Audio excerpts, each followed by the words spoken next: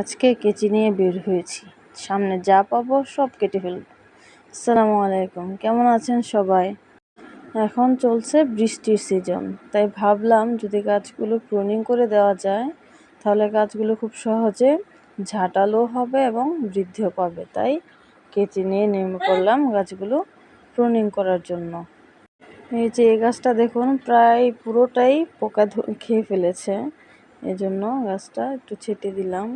যে এগুলো হচ্ছে ছোট ছোট মরিচ, যে ওইগুলো চারা করেছি, আর নিচে দিয়ে একটু একটু ফুলের চারা লাগিয়ে দিয়েছি। কয়েকদিন পর আশা করি ফুল ফুটবে।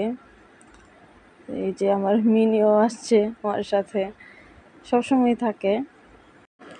এই প্রুনিং করাটা গাছের জন্য আসলেই খুব উপকারী।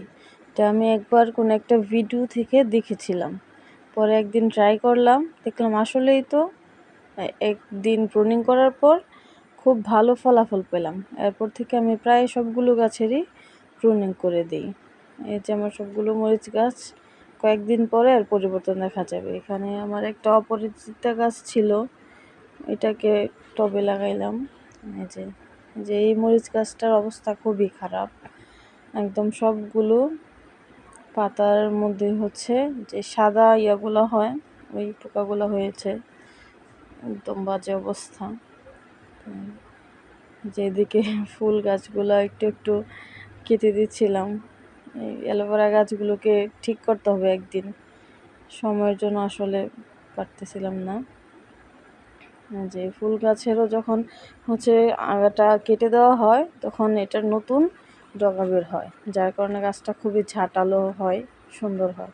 তাই এই সবগুলো গাছই একটু একটু করে কেটে দিলাম। যে এখানে আরেকটা অপরাজিতা গাছ ছিল টবের মধ্যে, এটাকে করে দিলাম। আমার হাতে কেচি আসলে যা হয় আর কি, যা আছে সামনে সব কিছু একটু একটু করে কেটে দিলাম। তো এই যে এদিকে আর কয়েকটা ফুল গাছ ছিল, এগুলোকে কেটে দিলাম। প্রায় শেষ আমার কাটাকুটি। আজকে এই পর্যন্তই। আল্লাহ হাফেজ, সকলে ভালো থাকবেন, সুস্থ